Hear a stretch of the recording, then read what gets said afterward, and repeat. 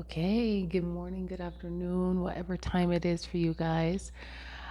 So, today we're going to talk about my case for taking excessive time out for yourself. So, this was inspired by a lot of things, a lot of conversations, and you guys left me a lot of posts on my Instagram, kind of asking me to talk more about it because of the caption when I was in Merida. So, here we go. Time outs versus time on. So I've been a huge advocate of this, taking time out for yourself since 2014, when my life took a miraculous turn. But before I get there, let's just kind of talk about the difference between time off and time on. So, and even time outs. So, time out to me is when children are out, right? They don't behave the way you don't want them to, right? You're in, just take time out for 15 minutes, time out, go sit in the corner somewhere, think about what you've done. Time out is like going to a show, going to a football game, a soccer game, and something goes wrong in a play, or the coach needs to talk to the players. This is a timeout. Timeout, timeout. We gotta talk about our play. We gotta get together. This is a timeout. Time on is where you take time to really assess everything about yourself. It can even be meditation, right? Understanding your triggers, things that you are good at, things that bother you, things that are annoying to you. It's a really way of understanding. It's a way of really getting to understand yourself and understanding your triggers and knowing what it is that bothers you. So, I'm in the middle of a co working space. So, hey, I've been fumbling around for like 20 minutes. All right. So, we've been living in a society where most of the time we have been taking time off. What I mean by this is we're giving to other people. We're giving our time, we're giving our energy. We're in school and we owe everything to the school boards. We owe everything to the teachers, to the grades, to the promotion, and you're taking time off of yourself to put all of your energy into something else that, let's be frank, we're not even sure is what the path you want to take. It might be in the moment, but without really having a sense of self, without really having a sense of space where you can sit down and say, okay, you know what? Yeah, this is really what I want. This is what I know ticks me off. This is the issue. So most of the time we're not even sure about which way to go in life. People go to college and then they just take their time off and they're not sure which way they want to go. This is the stressor. This is one of the major life choices and requirements in moving forward, is that you know who you are and what you're here to serve. It's a much more savvy way. What I've learned is traveling, to take time on to yourself. Without direction, there's going to be problems. And direction comes from this moral guidepost that I found for those who travel the world. It's much easier. They're a lot more at the same time. You become more savvy. And it's the best way to actually keep your maturity and your innocence and be positive and naive at the same time. There's going to be people in your time on who support you completely. Yeah, go for it. Some people have even worked and they take what is called a sabbatical. Sabbatical is not actually, depending on where it is, you are either still doing work, but it's something that you want to work on, but you're not even sure if maybe this is the direction you want to go. A sabbatical is what some people call time off, but it's just away from the 9 to 5. You're still doing some form of work. And for others, a sabbatical is a complete break. But let's be honest, like a 2, 3 month summer vacation, when you know you still have another plan, that's not necessarily helping anyone. Let's be real, people, okay? Let's be real. So, this sabbatical, like, there's going to also be people who support you during that time and say, yeah, go for it, take your time off, take all the time you need. I think I was listening to something in Columbia's graduate school of business, or it was Stanford Graduate School of Business. And there was one person who was like, I had worked and I took 6 months off, and the other CEOs were like, you know what, just take a little bit more time off. You're clearly not together.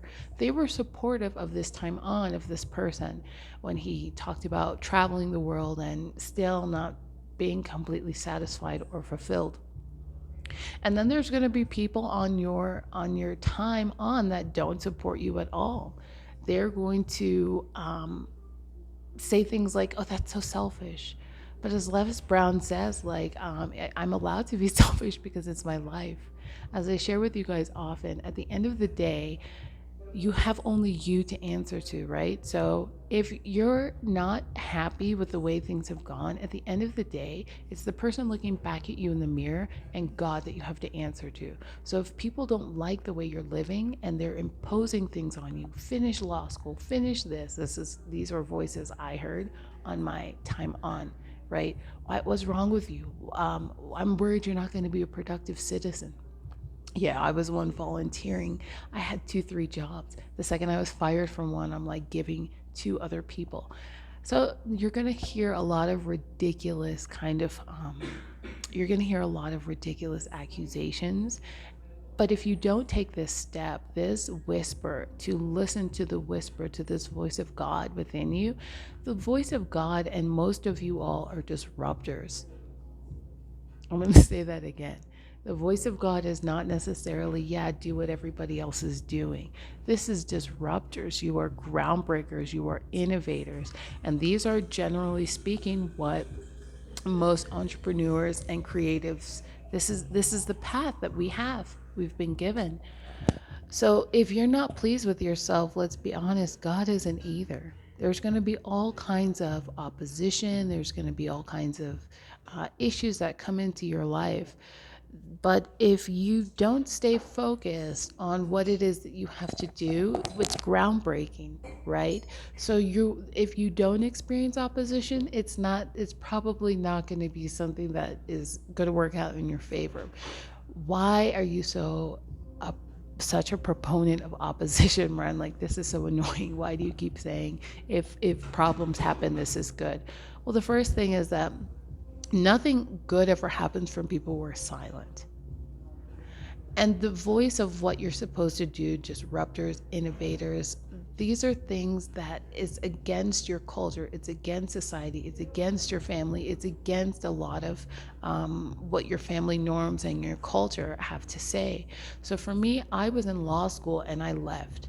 Now, for Nigerian family, for Nigerian people, that is like the most disgraceful thing that you can do, is to just up and say, yeah, I'm not going to do it anymore. Like, for Nigerian people, that's one of the things the saying is, we don't push you to do as well as, but better than your family. So when you come from a lineage like my own, it's like, why would you just don't make us proud? Why are you such a problem child? I had one ex even say, you know what, just make your family proud, you're such a problem child. But let me tell you something. Do you see this thing right here? This is my second book. My first book was just as long, maybe just as many pages. The things that I'm doing now, all of the languages I speak, this happened because I had disrupted things. This was my miraculous break. Leaving law school was one of the best things that happened, because I write books now. I have many people that I'm able to help. I meet people in different countries. We have conferences, we have meetings, and we're able to really help each other grow. Would this have happened if I had just said, okay, you're right, I'll just go back and be meek? No, this happened because I actually listened to the roar. It's a silent roar. Taking this time off, let me share with you my 9, 10 months. I think it was like 10 months. Yeah, yeah. It was 6 months in Mexico and then 4 months in Guatemala. And I wrote a book about it. It's called Something to Show for It. And the subtitle is, sorry, there's hair all over. I'm not used to working with this. Okay, this is a lot. So the book is called Something to Show for It. The subtitle is Freedom, Faith, and Enlightenment with a One-Way Ticket to Mexico and $200. So with the little money I had, but just faith, things were going to work out. I left law school. I was like on a friend's couch. Everything that could have gone wrong did. And it was just kind of like sometimes we have to just accept, okay, you know what? I can't keep fighting. I was hoping to make this that my family said to work out work, and it didn't. But generally speaking, you will be happier. You're not going to say, I wish I hadn't gone. You're going to say, that was the best thing that ever happened to me. These are the most important steps to taking time on. Now, one of my mentors talked about this in our monthly coaching call, and he was saying, you know what? Everybody's going to have a different timeout at different ages.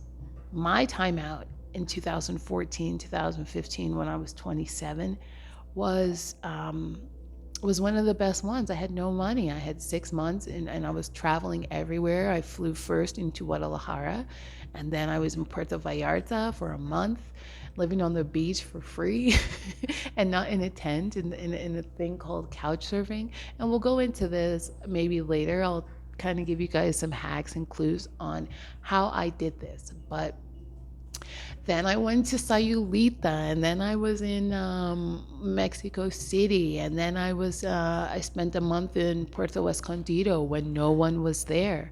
This was like 6 years ago. It's a little busier now. And then I was in Mazunte, Cipolite. Then I moved to Valladolid, and then I spent another month in Tulum. And then I really got to know a lot of spaces: Mérida, Progreso, Champotan, Campeche, Palenque. I was all over Mexico. And then 4 months in Guatemala, which was when I got this answer. So it was so important for me to have this time where I was teaching myself Spanish. I was learning to surf by myself. Mind you, I had like very little money, and that's like an understatement. People did gift me like $1 to $100 here or there. So I wasn't completely destitute, but there were some saving grace moments. In Guatemala, I spent a long time. Monterrico, I was in Antigua, I was in Lago Atilan, Panachel, I was in Guatemala City. So a lot of these things kind of came full term, and I was able to publish a book. This was what was placed on my heart. Now, I left with an intention. I don't want, if you are in this space where you feel you need to take time on for yourself because you understand maybe the world is just not fair. People are firing you for no reason just because maybe they don't like what you wore today. Maybe you were just so smiley and they just don't like your face today, and they just up and mess with your livelihood. It's so important that if you take certain time on to yourself, you're able to recognize some of the things and some of the areas that need help, some of the areas that need revival, some of the areas that need passion in your life. And so let me give you the example of my mentor. He was saying, look, he had to take a time on to himself. He was expecting his second child and he wasn't even ready. He left, and sometimes the time on, other people won't know you're going through it. So he would leave one time, and the next time he ended up losing his child. And so time ons are so different for everyone. My time on at 27 looked different from my time on at 29, where I left to Southeast Asia and I had to like just get my first book out. I wanted to understand, how do people make a living doing what I love? So now I know, okay, my intention is just to make a living for myself, but how do people continue to travel and do what they love? My intention was, when I leave, I want to just find out who I am when I'm happy and free. When I don't have a care in the world and I'm just hanging out with my friends and we're on the beach just having fun and not worried about anything, and we're so happy. What do I care about, and how can I make money that way, not caring, or caring about the things I care about when my heart is light? What can I do there? And so that was a different set of time ons. My time on in Southeast Asia was to learn. My time on was to really, really learn and to finish what was placed in my heart, which was the first book, and my products. while I was selling on Amazon. And so the first thing that was like so heavy was just like very heavy resonating for me was the people who were doing what I was doing. They were making their living full time, making YouTube videos. These people were making a living full time trading. I learned a lot about cryptocurrencies, and although things have still changed, these are still ways that people are making money. These are still ways that people are able to live a life that is more true and free to them, honestly free for themselves. So for this, I really recommend you all, please, no matter what age you're at, right? Even if you feel like you're not sure if you need to separate from your spouse or whatever is happening, take time on. I recommend it. Extended time on, at least 6 months, where you just really can focus on yourself. I recommend this for every child. 14, take a vacation, take time on. At 14, go travel. I did. I went to London. I traveled from uh, to London by myself with my sisters, of course, but without a parent chaperone. And I recommend after marriage, people do this, right? You have to take time on. I love you. Now we're going to separate for a little bit. Okay, next. I just had a child. I got to separate for a little bit.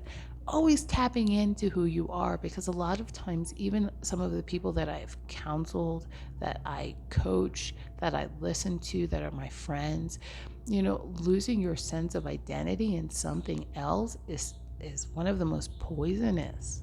I've seen so many people when I was taking my first trip, and they would turn into raging alcoholics because they didn't understand who they were. They were just like, I was a doctor, I was.